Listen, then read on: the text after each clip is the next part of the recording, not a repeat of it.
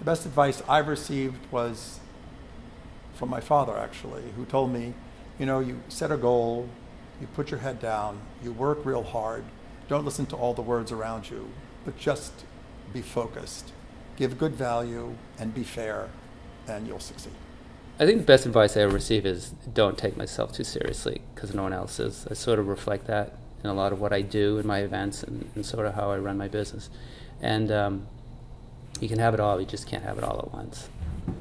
When I first started my business in 2001, I heard this, and the best advice I received was, if you're not hearing no enough, you're not talking to enough people.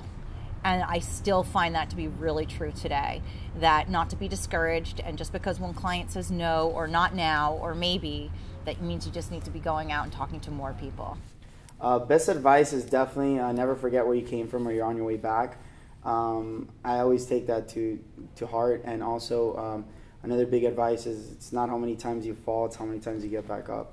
The best advice is to surround myself with people who are a whole lot smarter than I am in all the different areas of specialties that come together to make great performances a strong company. One is to never lose sight of what makes you different, or don't try to sort of homogenize, because it seems like everyone else is being really successful at one thing and you haven't done that. Don't necessarily jump on that train.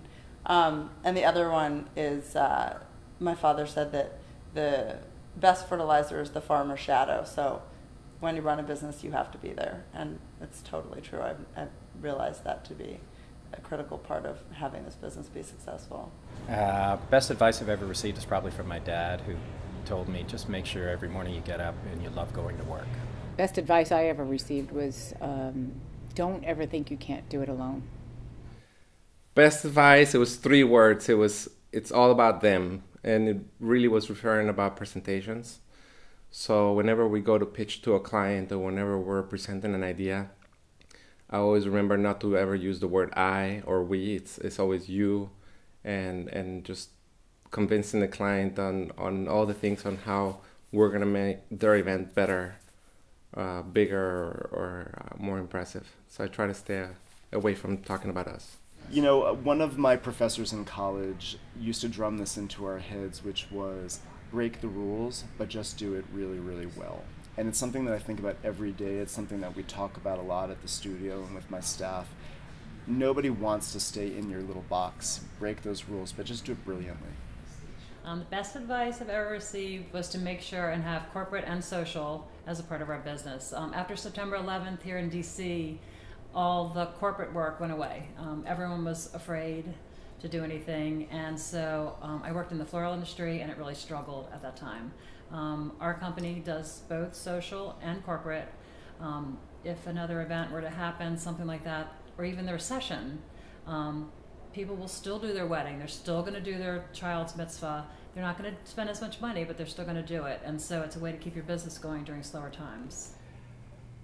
Oh my God. Actually, it was from Meryl Streep.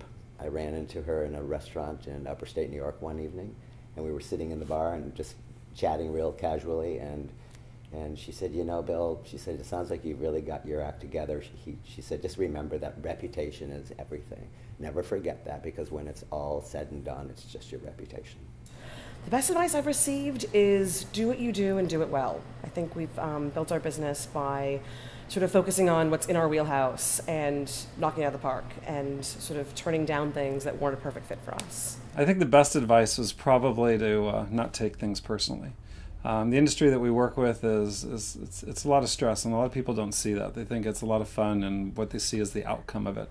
They don't see what we do to put it together, and you know, we have people to answer to, and they have people to answer to, and when people kind of lash out or express what they see in an event, I think it's our job not to take it personally and just to carry out what's happening.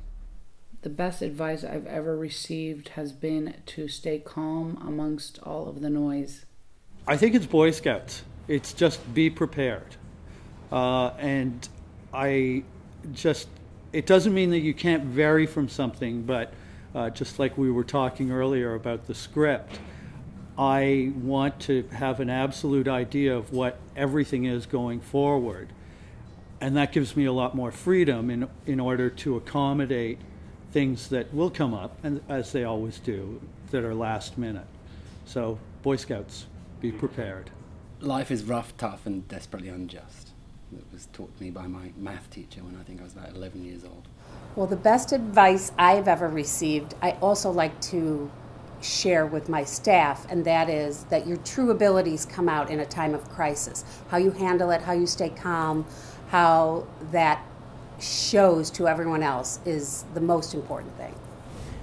The best advice I think I have was from a chef that I trained with when I first started out. He used to always say this to me, you don't know the sweet until you taste the sour. And being a chef, I just thought it was, it was lingo, kitchen lingo, but it really is a life lesson because, I've had my ups and downs. And when you're down, you really appreciate the good times. And when they come again, you really appreciate them more. So again, it's, you don't know the sweet until you taste the sour. And that's been pretty much my life lesson. Go with your gut. That inevitably, don't listen to all the other people. If you feel good about an idea, go for it.